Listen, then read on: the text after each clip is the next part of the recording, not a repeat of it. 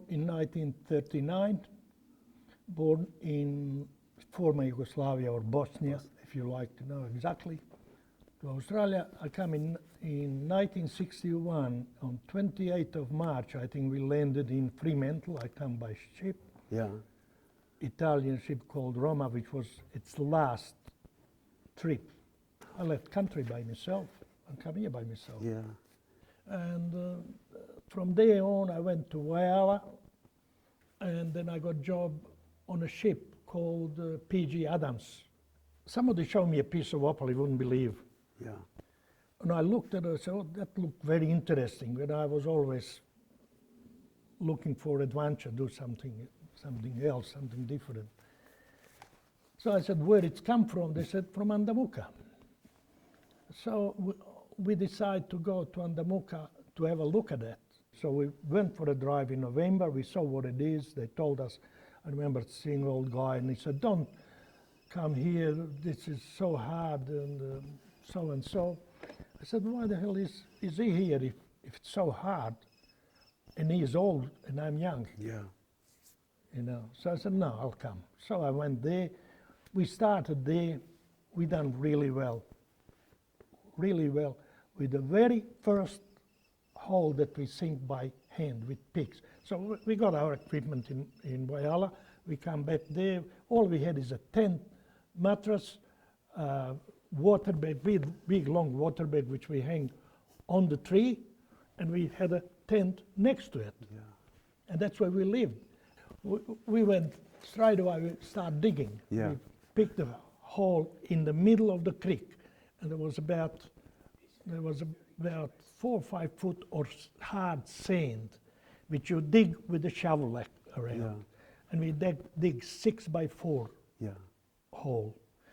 We dig up to 21 foot with a pick, no jack pick, no nothing, just pick and dig through sandstone. There was no rocks there. We dig through sandstone. Yeah. Was it hard, the sandstone? Or? No, it was good. It was good.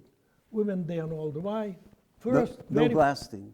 No blasting. We didn't even know how to blast. Yeah. We had to work with pick, no blasting. When we went down, we hit opal with very first hole. Not many people do that. Whoa. We done it. But when I left there, I heard about Coober Pedy. It didn't do well after that. Things didn't go well for years. But I come to Coober Pedy, go back to Andamuka, come back here. I don't know how many times we done that trip.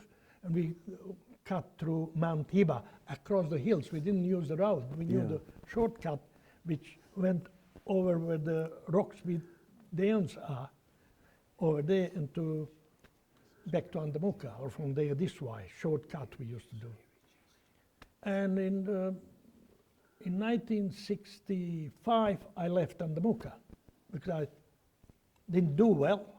Yeah. Somebody told me there are good jobs going out in Canunara, in north of Western Australia. So I went there. I got a job there. That's where I met my wife. Yeah. In Canunara, and I stayed there for about a year or so, and come back to Coober Pedy. Again, I got sick for opal. Yeah. I made a few dollars, made a few dollars there, so I'm going back there. And I got back to Coober Pedy in '68, in January, in '68. Yeah. I guess we never forget that first find. We think, wow. And I never left since then. Yeah. Then I had few good finds here. A few of them, not one. I had a big find on 14 miles, 2 of them on 14 miles, 2 good. But there was 4 of us. So what do you call big find? It doesn't matter how big it is. You work out that you split your find in 4, and it might take you 2 years to dig it out, or more, because we were working by hand and with explosives. It's a very slow process, and also expensive. It is expensive. And later on, we built the machines. We got blowers, we got tunnel machines, we got everything, but still there are big expenses. And by the time you split with 4 people, pay your expenses in 2 years' time or 3 years' time, you find out you're just breaking up. Yeah. You're just managing to go forward. The learning curve has to be so steep with Opel pricing, machinery. Yeah, it wasn't easy because none of us know anything about it to start with, or what machines to use, how to repair them. Yeah. We just didn't know. Not many miners know that. Everybody come here and learn what to do and how to work. You know, we all did that, and it's nothing unusual. It's still happening today as we speak. I built 3 tunnel machines. Built I don't know how many blowers, a few of them, and you know, I repair the machines, and that I concentrate more on that than anything now. But in early days, I was mining. Yes, I made enough tunnel with tunnel machine, I believe, that I would reach from me and my partner Blondie, as you know him. Yeah. I think if we put our tunnels together, we would reach Adelaide. That's what I believe. So, because we worked 7 days, especially my partner, he was unbelievable. Yeah. There was no Sunday or Saturday. We worked every day. I'm not good for them It's interesting. because I talk too much. Yeah, yeah. But it's interesting, you know, you're a miner, you did that, you've got your son Stoyan, and they've got kids, and there's what, 3 generations? Yeah, I got my 2 sons, they both mining here, Yeah. both of them. One is here, one is down 40 kilometers south. Millie is down south, and Stoyan is here. And my grandson is here with Stoyan. He's here. So it's good that some people stay here and support this industry. This industry is good. It is good. Yeah. First time when I went through the town, there was it was just sand on the middle street. There was no footpath, there was sand to the windows. And I was driving Jaguar Mark 7 from Port Augusta to here and from here back. And that was working like a grinder because Jaguar is very low, you know. And there was only track, not a road. That's how it was in 60, end of 61, I drive through it, through Coober Pedy with it. Wow. Oh, I was, There wasn't much of a town, was there? no. 61. When I got to Coober Pedy, I couldn't take it out of gear, filled up with sand. What about supplies, food, in the early days, in the 60s, 62, 63? There was, in Nabucco, there were shops. Yeah. One shop, not shops.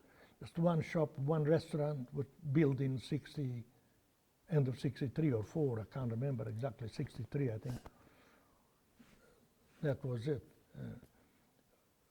Food, they were there, yeah. They had restaurant, couple small restaurants, you know, shop, which is not there today. They got less today than they had in 1963. There's less in Andamuka.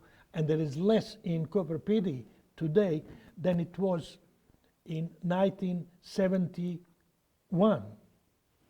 It's less in Coober Pedy, less supplies. Look, just for instance for you, to tell you, in the Mine Street, we had 2 clubs, social clubs. We had 4 jeweler shops. We had 4 restaurants. That was still on Mine Street. 4 restaurants. We had a bank there. And today we got nothing of that there. Everything is gone. So what's happening? What's happening to town? What kind of future do you see for...